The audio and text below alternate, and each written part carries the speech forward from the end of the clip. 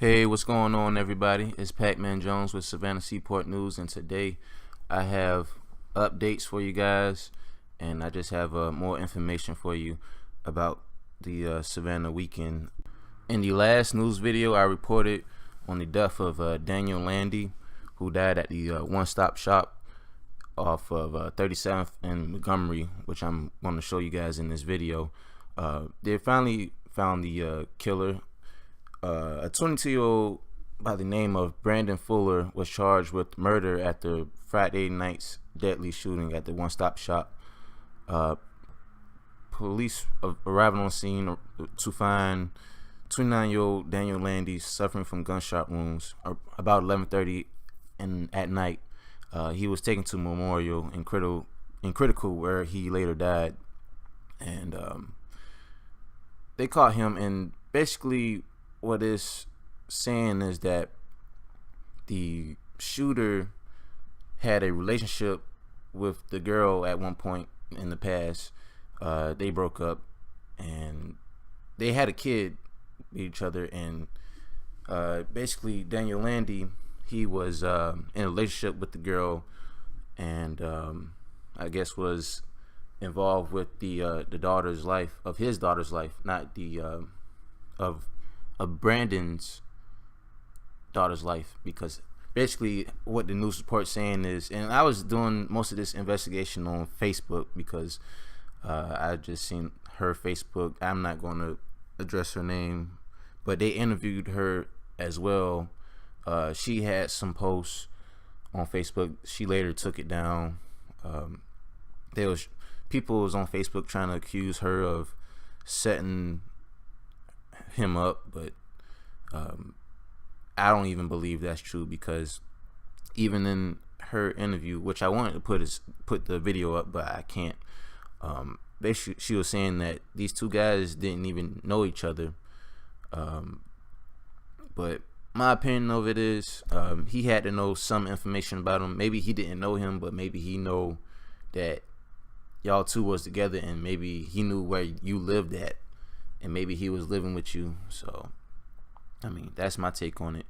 I mean, you just have some young guys that are just really bitter about their exes, and especially when there's a daughter on the line. You got some guys that really don't like having their child being with another guy.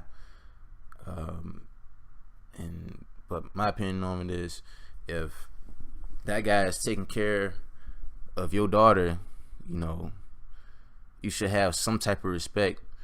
And not only that, but you should be taking care of your own daughter. You know, your daughter should be over there, you know, part-time. You know, you should have some type of custody. But, you know, they caught this guy. And I was looking at the killer's Facebook, and I just seen some of his friends posted, free my guy. Like, free your guy for what? I mean, he killed somebody. I mean, over more than likely his child, or maybe because the fact that, now I don't know. I mean, I'm just speculating right now. I don't know if it was over a child or over the ex. Maybe it could have been something else, but for right now it's being played out as he was bitter. I mean, you want to support somebody that's killed somebody? No. But they was looking at another guy who was wanted for questioning for this murder, but his name was clear. He was no longer sought out. And then we had another shooting there Sunday night around 11:55 p.m. and at the same location, 37th and Montgomery, that one-stop shop.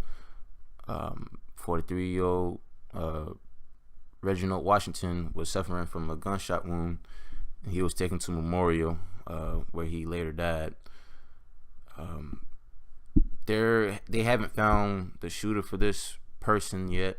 I could assume that if they caught the last guy, they can catch this person. And well, I'm just gonna basically say, man, avoid this area at night. Avoid this area at night, because I see people up here all the time. I mean, I just showed you guys. I even passed by this spot in one of my other videos. You even see 37th and Montgomery as a thumbnail, But just, if you really have to be in this area, go to exactly where you're going. Don't just lounge around. Don't just stand around at the gas station. Don't even walk to the gas station at night. I don't even care what you need. If you need something that bad, just wait till the morning time, because a lot of these shootings are happening. That shooting happened around the same time. So just really be aware. And following that, we had our 36th homicide Monday in the Windsor Forest neighborhood. A 33-year-old woman was shot and killed. Her name was Audrea Marks. She was suffering from a gunshot wound in the backyard of her home in the 600 block of Northbrook Road. This is the 36th homicide in Savannah, but the 5th on the south side. Police don't have too many leads, but they're saying it's not a random shooting. They said that there's been some type of behavior around that house, so that's all that they're really saying. But could it be drug related? Possibly. That's all that I could speculate about. And Windsor Forest has nice homes. They're seeing their fair share of crimes. Their neighborhood has murders too, but it's not a bad neighborhood at all. I mean, I have friends that live in that neighborhood, and I mean, it's one of the safest neighborhoods in Savannah to be in, honestly. But hopefully I'll get a picture of her, and more than likely I'll try to give you guys an update if I have any additional information. And also, my last shooting I report on, we had a shooting Saturday night around 8 p.m. 2 females were shot traveling in a vehicle near the intersection of 32nd and Jefferson Streets around 8 p.m. The incident ended nearly a mile down the road at the intersection of Victory Drive and Barnard Street. Both of the victims were still inside when the police and the medical units were there. They had serious injuries, and one was released shortly after, and the other one was in critical condition. So I don't know if the person has been released because they're not giving their names out for safety reasons. But they say that the suspect is a black male with dreadlocks, wearing a white tank top and khaki shorts. So I don't have any other updates for you as well. I believe I rode past this street, not on 32nd, but on Jefferson Street in one of these videos. So I'll try to get more updates for you when time comes. Now let's get about the drug news. The Chatham Savannah Counter Narcotics Team, CNT, along with the Savannah Metro SWAT Team, executed a search warrant on August 19th at the home of the 700 block of East 34th Street. They arrested 41-year-old Marlon M.D. Ross, and they also arrested 32-year-old Wykisha Washington. Both of them was from Savannah. Agent seized a large amount of heroin, MDMA, which is Molly, various prescription pills, and things that are used for distribution, and they found $700. Ross was charged with felonies, including the sale of controlled substance, trafficking heroin, trafficking Molly. At the same time of his arrest, he was wanted by the Georgia Parole Office for, I guess, violating his probation, and he was wanted in Virginia for sale of a controlled substance. And Washington was just charged with trafficking heroin. Both of them are being held in the Chatham County Detention Center without any bond right now. And it also says that the CNT investigation began in late May, following that a male was known as MD was selling heroin, and undercover agents began making purchases of heroin from Ross.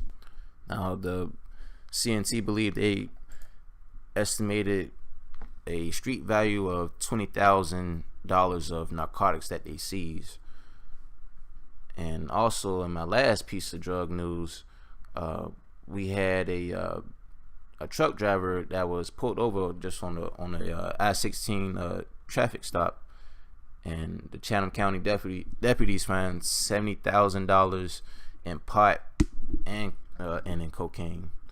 On August the 17th, two deputies in a K9 unit was conducting a traffic stop on a tractor trailer headed eastbound on the interstate of I-16 near the 154-mile marker. The driver, Sidney Harrison, was cited for failure to maintain a lane and was issued a warning citation.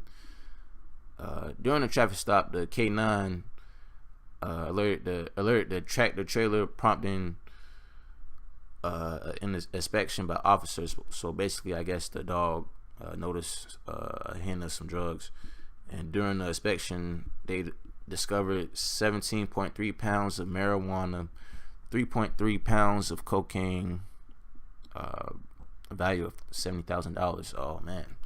Harrison was arrested and charged with both trafficking marijuana and trafficking cocaine. Police know about this highway route. I mean, it's, you get there to Atlanta, you just had to hop on I-75. I believe that's the highway you get to Atlanta from I-16. But